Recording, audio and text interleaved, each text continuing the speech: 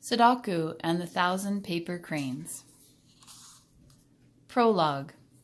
Sadako and the Thousand Paper Cranes is based on a life of a real little girl who lived in Japan from 1943 to 1955. She was in Hiroshima when the United States Air Force dropped an atom bomb on that city in an attempt to end World War II. 10 years later, she died as a result of radiation from the bomb. Her courage made Sadako a heroine to children in Japan. This is the story of Sadako. Chapter 1. Good Luck Signs. Sadako was born to be a runner. Her mother always said that Sadako had learned to run before she could walk. One morning in August 1954, Sadako ran outside into the street as soon as she was dressed. The morning sun of Japan touched bright highlights in her dark hair. There was not a speck of cloud in the blue sky. It was a good sign. Sadako was always on the lookout for good luck signs. Back in the house, her sister and two brothers were still sleeping on their bed quilts. She poked her big brother, Mashiro. "Get up, lazy bone," she said. "It's Peace Day." Mashiro groaned and yawned. He wanted to sleep as long as possible. But like most 14-year-old boys, he also loved to eat.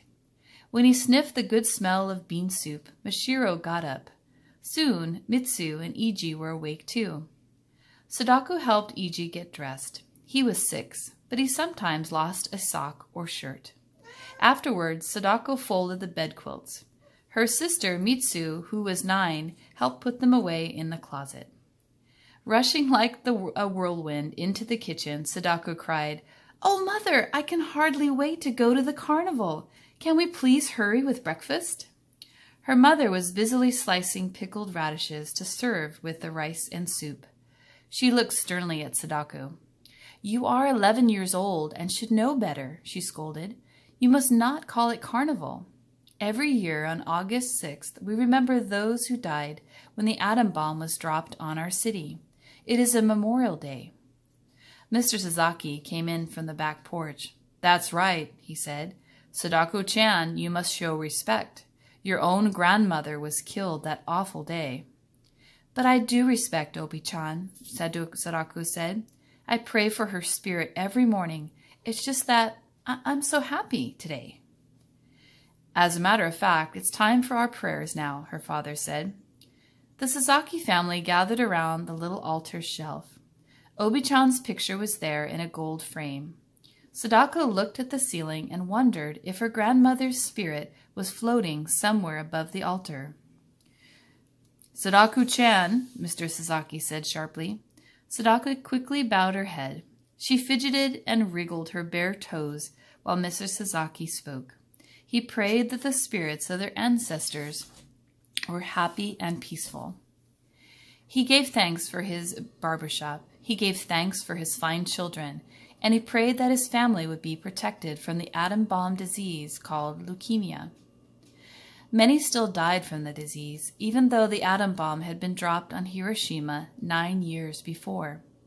It had filled the air with a radiation, a kind of poison, that stayed inside people for a long time. At breakfast, Sadako noisily gulped down her soup and rice. Mashiro began to talk about girls who ate like hungry dragons. But Sadako didn't hear his teasing. Her thoughts were dancing around the Peace Day of last year. She loved the crowds of people, the music, and fireworks. Sadako could still taste the spun cotton candy. She finished breakfast before anyone else. When she jumped up, Sadako almost knocked the table over. She was tall for her age, and her long legs always seemed to get in the way. "Come on, Mitsu-chan," she said. "Let's wash the dishes so we can get going soon." When the kitchen was clean and tidy, Sadako tied red bows on her braids and stood patiently by the door.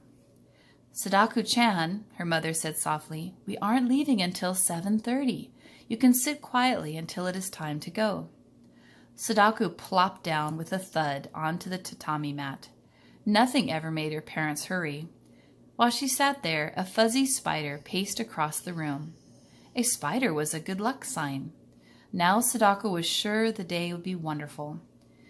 She cupped the insect in her hands and carefully set it free outside. "That's silly," Mashiro said. "Spiders don't really bring good luck." "Just wait and see," Sadako said happily.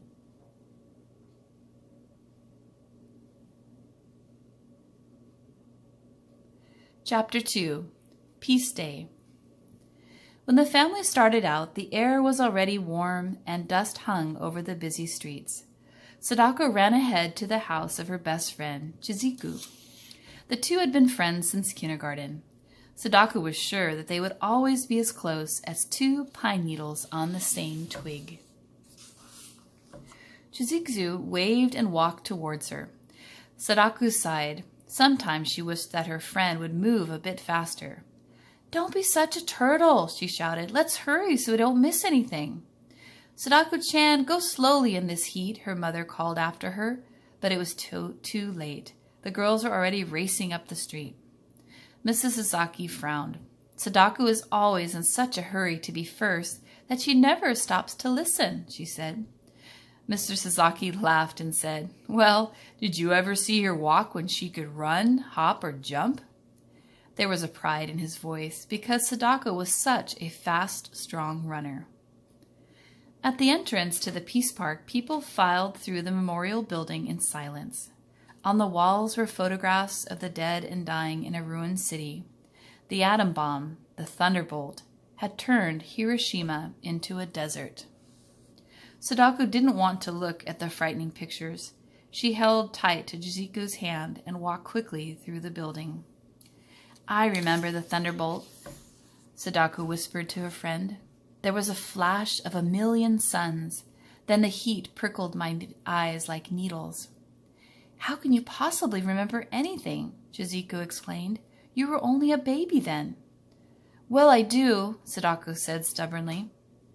After speeches by Buddhist priests and the mayor, hundreds of white doves were freed from their cages. They circled and twisted the scarred atomic dome. Sadako thought the doves looked like spirits of the dead flying into the freedom of the sky. When the ceremonies were over, Sadako led the others straight to the old lady who sold cotton candy. It tasted even better than last year. The day passed too quickly, as it always did. The best part, Sadako thought, was looking at all the things to buy and smelling the good food.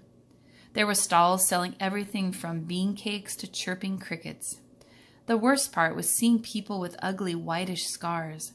The atom bomb had burned them so badly that they no longer looked human. If any of the bomb victims came near Sadako, she turned away quickly. Excitement grew as the sun went down. When the last dazzling display of fireworks faded from the sky, the crowd carried paper lanterns to the banks of the Ohata River. Mr. Sasaki carefully lit candles inside of 6 lanterns, one for each member of the family. The lanterns carried names of relatives who had died because of the thunderbolt. Sadako had written Obi-chan's name on the side of her lantern. When the candles were burning brightly, the lanterns were launched on the Ohata River. They floated out to the sea like a swarm of fireflies against the dark water. That night, Sadako lay awake for a long time, remembering everything about the day. Mashiro was wrong, she thought. The spider had brought good luck. Tomorrow, she would remind him about that.